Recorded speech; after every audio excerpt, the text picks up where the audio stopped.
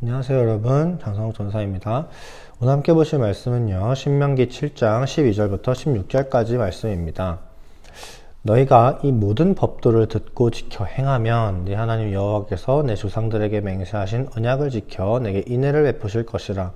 곧 너를 사랑하시고 복을 주사 너를 번성하게 하시되 내게 주리라고 내 조상들에게 맹세하신 땅에서 곧 소생에게 은혜를 베푸시며 내 토지 소산과 곡식과 포도주와 기름을 풍성하게 하시고 내 소와 양을 번식하게 하시리니 네가 복을 받음이 만민보다 훨씬 더하여 너희 중에 남녀와 너희의 짐승의 암수에 생육하지 못함이 없을 것이며 여호와께서 또 모든 질병을 내게서 멀리하사 너희가 아는 애굽의 악질에 걸리지 않게 하시고 너를 미워하는 모든 자들에게 걸리게 하실 것이라. 내 하나님 여호와께서 내게 넘겨주신 모든 민족을 내 눈이 긍휼히 여기지 말고 진멸하며 그들의 신을 섬기지 말라. 그것이 내게 올무가 되리라. 아멘. 오늘도 계속해서 신명기입니다. 오늘은 이 모세가 이스라엘 백성들이 하나님의 말씀을 잘 지켰을 시에 누릴 수 있는 축복에 대해서 말을 하고 있어요. 이 12절에서 어떻게 얘기하냐면 너희가 이 모든 법도를 듣고 지켜 행하면 내 하나님 여호와께서 내 조상들에게 맹세하신 언약을 지켜서 조상들에게 맹세하신 그 언약을 지켜서 지금 너희 이스라엘 너희에게 인애를 베푸실 것이다 라고 모세가 얘기를 합니다. 그렇다면 이스라엘 백성들이 하나님의 말씀을 잘 들을 시에 하나님께서 베푸실 인애가 무엇인가? 13절부터 15절까지의 말씀을 통해서 우리는 알 수가 있는데 너를 사랑하시고 복을 주시고 번성케 하시고 조상들에게 약속하신 그 가나안 땅에서 얻는 토지의 소산들이 풍성하게 할 것이고 가축들이 번식을 잘 하여서 그것이 끊이지 않을 것이다. 그런데 이 다음 구절, 이 다음 내용이 아마 이스라엘 백성들에게는 더 확 와닿았을 것이라고 개인적으로 생각이 들더라고요. 제가 말씀을 묵상하면서 그렇게 생각이 좀 들었는데 이게 무엇이냐면 애굽에 내린 이 악질에 걸리지 않게 할 것이다 라는 거예요. 이스라엘은 출애굽할 때 애굽에 내려진 10가지 재앙들을 실제로 그들이 경험을 했습니다. 물론 애굽 사람들과 구별되어져서 이제 이스라엘 백성들이 당하지 않은 것도 있었어요.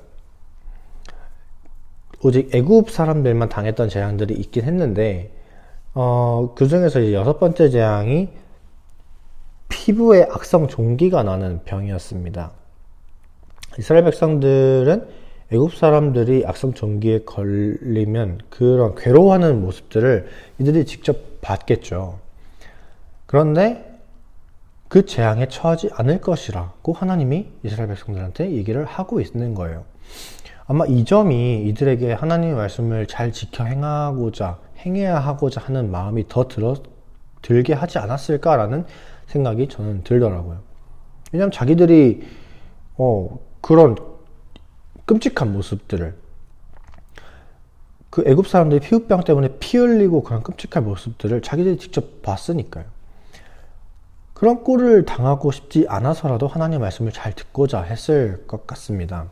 그리고 하나님께서 마지막으로 하신 말씀은 앞으로 이스라엘에게 넘겨줄 모든 민족을 진멸하고 그들의 신을 섬기지 말라는 그것이었어요. 그러니까 하나님은 계속해서 오직 나만을 섬기고 내 말만 들어라 라고 계속해서 말을 하고 있는 겁니다. 이 월요일, 화요일, 오늘 수요일까지 계속 그 내용의 연속이에요. 그런데 그렇게 할 때 하나님은요, 그들의 삶과 생업과 풍요와 건강을 다 책임져 주십니다. 다. 하나도 빠짐없이. 이후에 이스라엘 백성들이 하나님의 말씀을 제대로 지키지 않고 우상을 받아들여서 결국 멸망하는 결과를 초래한다는 걸 우리는 알고는 있습니다. 알고는 있는데 그러는 와중에 하나님의 말씀대로 살기 위해 노력했던 사람들이 몇몇 있었죠. 대표적으로 아마 다윗일 겁니다. 다윗을 꼽을 수 있는데 그렇게 노력했던 다윗은 정말 많은 부와 명예를 누렸습니다.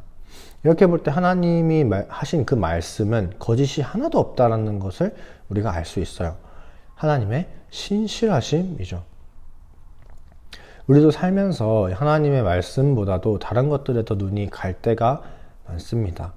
하지만 하나님께서 우리에게 약속하신 그 복 주심을 믿고 하나님 말씀에 거할 수 있어야 합니다. 그리고 하나님의 복 주심을 물질의 복으로만 생각하는 경우가 있는데, 그것은 사실 그렇게 옳다라고 할 수는 없습니다.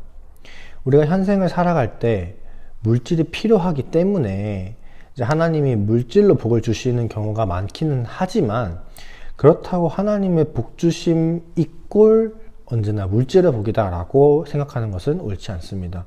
하나님의 복 주심은요, 우리가 원하는 것이 아닐 수 있어요. 사실 우리가 원하는 것을 엄밀하게 말하면 언제나 재물의 복이긴 하죠. 그러니까 하나님이 근데 언제나 그 물질로만 복을 주시지는 않습니다. 그러니까 우리의 생각과 다른 경우가 있어요. 그런데 하나님은 우리에게 반드시 필요한 것을 채워주세요. 이것이 바로 복입니다. 우리가 하나님의 복을 복이라고 못 느끼는 이유는요, 우리 기준에서 자꾸 바라보기 때문에 그것이 하나님 복으로서 느껴지지 않는 거예요. 아까 제가 말씀드린 것처럼 우리는 언제나 돈만 생각하니까, 물질의 복만 생각하니까 우리가 하나님의 그 복을 복이라고, 하나님께서 우리에게 복을 주셨지만 그 복을 복이라고 받아들이지 않는 거예요. 하나님의 복은 정말 다양하죠. 건강도 있을 수 있고요. 이제 나이 드신 분들은 건강이 참 복이라는 것을 알지만, 젊은 사람들은 사실 언제나 건강하기 때문에, 비교적 나이 드신 분에 비해서 늘 건강하기 때문에 이 복이 복이라고 받아들여지지 않는 경우가 있죠. 그리고 하나님이 우리와 함께 하시는 그것 자체가 우리에게 복입니다. 그렇죠? 그래서 우리는 우리의 기준대로 우리가 받고 싶은 복을 계속해서 생각하면 안 돼요. 언제나 하나님 말씀을 순종하면서 하나님이 주시는 복을 언제나 감사함으로 받을 수 있는 여러분이 되셨으면 좋겠습니다. 그래서 오늘 함께 기도하셨으면 좋겠는 것은 하나님 말씀에 순종하는 것, 계속해서 월요일, 화요일 계속해서 순종하는 것이죠. 순종하는 이 기도 제목, 그리고 하나님의 복을 내 기준에서 보는 것이 아니라 하나님의 기준에서 보고 나의 필요를 채우시는 하나님께 감사할 수 있고 또 감사함으로 받을 수 있도록 기도하셨으면 좋겠습니다. 함께 기도하겠습니다. 사랑이 많으신 하나님 아버지, 오늘 하나님께서 말씀하시는 복에 대해서, 이스라엘이 누릴 수 있는 복에 대해서 우리가 살펴보았습니다.